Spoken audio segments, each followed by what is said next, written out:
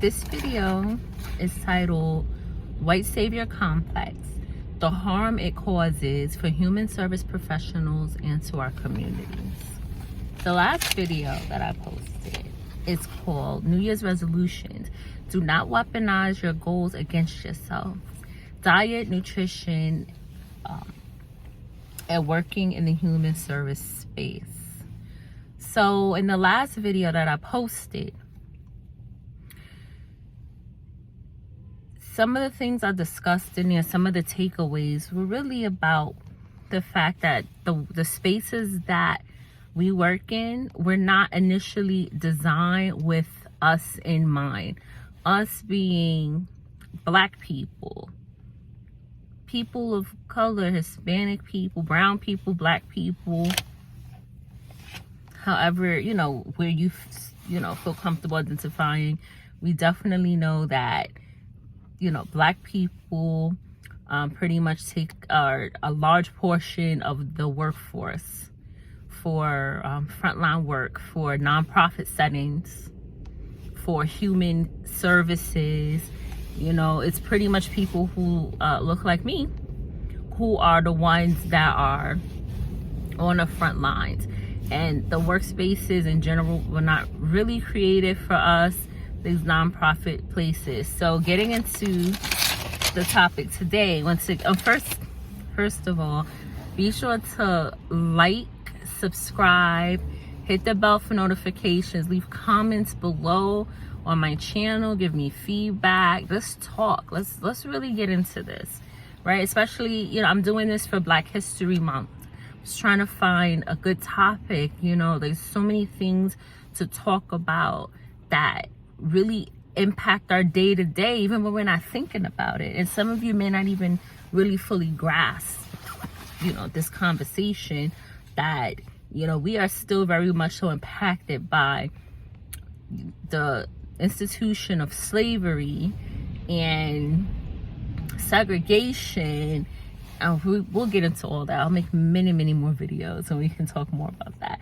But again, as I spoke about in the past, remember the nonprofit spaces, these are supposed to be organizations that come into the communities that many of us live in, to provide some type of aid or assistance to us, essentially, to other populations of people who we live with, who we live amongst. For instance, it could be people with developmental disabilities. It can be people with substance use issues, mental health, the elderly population, different things. So the point is, getting back to this particular video, White Savior Complex, or about the White Savior Complex. What exactly is that? Obviously, this is rooted in the White Savior Complex. It's a form of it's still white supremacy, right? What is a savior, right? Somebody that comes to save the day. So what we're going to do is talk about the concept of help versus what empowerment means, right? So what is an example of a white savior? A white person who sees, let's say we know in the inner city, in whatever city you live in, let's say in the Bronx, if you're familiar with the Bronx, New York City, and in the Bronx, certain community districts, many people are living below the poverty line. And so you're a white person and you say, wow, I want to help those people. I have these things here, or, it pulls at my heartstring. Maybe I have a resource to help, or maybe I just want to help, because it's not fair. So the idea of help would be putting on a cape, swooping into the community and deciding that you, as the white person, you must have the answers, right? So some of those people who operate like that, the white people, actually end up running the organizations, staying there for many years, and never actually working with the community.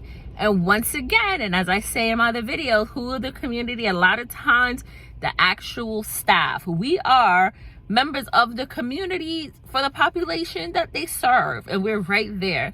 And oftentimes what you see is not us running the organizations or even having a true voice and impact, but people are not really coming to us because perhaps we're not, as some of us aren't, those seem as quote unquote professional, which I think my next video will be about. What is professionalism? You know, what they think is the right type of mix of education. What happens is they perpetuate the white supremacy, where more and more people who look like them and think like them are the ones running the places, and the people who actually are in the community, there's even with a degree, with 20 years of experience, for those who do want to be part of management, administration, executive leadership and things like that, don't get placed there. So that's right, that doesn't mean that there's nobody that can do it. And even if that were so, that's a place where you empower the community. Because the thing is, if you're in the neighborhood and you have this people that work, that actually live there, you know, that would be a good idea to actually utilize and to mobilize the resources that you have with your people that are impacted, that actually, you know, can give a proper voice. Right? There's something, when you think about history, think about the perspectives. Like you have like the historiography, the study of history. You have history from above, like the history of great men, which is pretty much the type of history we learn in school, which is from the perspective of the white man, the great white man, the great white hero, swooped in and saved the day and all discovered this and that. But what we don't hear a lot about is, if you think about this, was the perspective of history from below, the history of the people, the voice of the people. So once you start collecting more of the voices of the everyday people and getting that into play, guess what? The story sounds different. Then you get a different voice. And those are the things that are needed. So I can do another video about that too, historiography and the study of, you know, who's saying whose voice is represented. A big thing is, you know, the concept of nothing about us without us. And in our neighborhoods, those of us who work in these organizations, and some of us are served by them, or we have neighbors and family members served by them, there's everything about us is pretty much without us.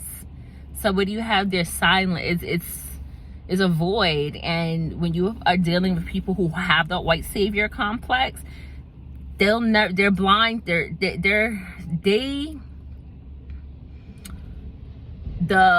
a level of ignorance there, and there's a level of just not being aware. And the best thing that they can do is actually go ahead and take a look and assess to see if you know what they can actually do. If you really want to quote unquote help, then you have to dismantle, you have to participate in dismantling the systems that keep people that hungry, that keep people depressed, that keep people, you know, in and out of the emergency rooms, that keep people from pursuing, let's say, education because of childcare, whatever it is, right? That this is what you have to stay around to do that. Because otherwise you have organizations and people in places here that are just, you know, here, you know, you're dependent on me now because I can get you some food here and there, right? And because that's the problem, but you're not solving anything. And we have so much information these days. You have this, the World Health Organization, the Center for Disease Control, and I'm speaking from more of a healthcare place too, where you know, the concept of social determinants of health, which I've talked about in some of my past videos, and I think I'll do something specific about it soon, that really tell you pretty much that sometimes our environments sometimes can be worse for our health than our diets. Imagine that, where the neighborhood you live in is probably worse for you than a bacon, egg, and cheese sandwich. And what is that? Because there are barriers and there are things in place. I can go on, and I want to stay focused here about that. Just keep it a little more general. just to get you thinking about this. So when you have people who come in, and a lot of times when people talk about the white savior complex and nonprofits, they're talking more about like in the international space nonprofits, the ones that go into, a lot of times you hear about like Africa and places like that. But it's not just, it also happens locally, right? It's happening locally. It happens, and it doesn't have to be international. It's very domestic, and it's very much the same feel, the same perspective, the same concept. You know, oh, I want to come in, I want to help the less fortunate, I want to help poor people, okay, and then what are you doing? And then, and what part of your power that you have or resources are you actually utilizing and maybe giving up a bit to really do some actual good? Because other than that, what it is very harmful. It's very harmful, the white savior complex. It comes from a place again of superiority. How can you have the answers to things that you don't know anything about, and you're not really engaging the people that are there? It assumes you know better. And how can you? You don't. You may have some tools and things like that, and you have resources. You don't know better. So if you're somebody that's watching this video, and if you're white, and you think that you can come in and you know better than the people that are here, you're mistaken, and it's time to take the cape off. Or if you're white and you see other people, or if you're not even white, and you see other people that you work with that are at that level, that can make this, that have the power to make decisions that can harm people, and they think they're doing good, and you know better, then that makes you responsible also to go ahead and say something about it, or, you know, figure it out. And yeah, it takes courage to do that. But we cannot keep going on like this. It's very harmful and it's very dangerous. So the thing is, we need to dismantle the systems that keep people hungry, tired, sick, that keep people from living the type of life that they want to live. So that's the thing. So then my question was, right, where's the empowerment that gives up the resources, that shares the resources and the power to dismantle actual barriers?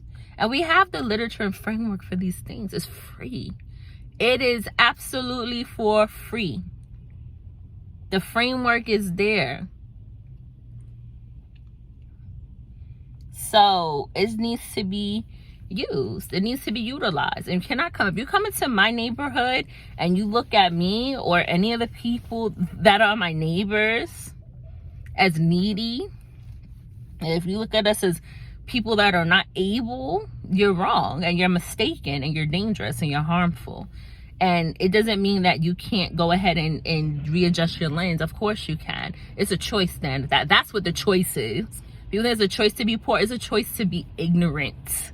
When we're in a world where you have access, especially if you're somebody who come in your way and you have all these degrees and you have access to knowledge and other people who have information, and you choose to see what you want to see, then that makes you a problem. But it is, again, it's a choice. It's absolutely a choice. And if it makes you uncomfortable and you don't want to hear it, then maybe don't come to quote unquote help people.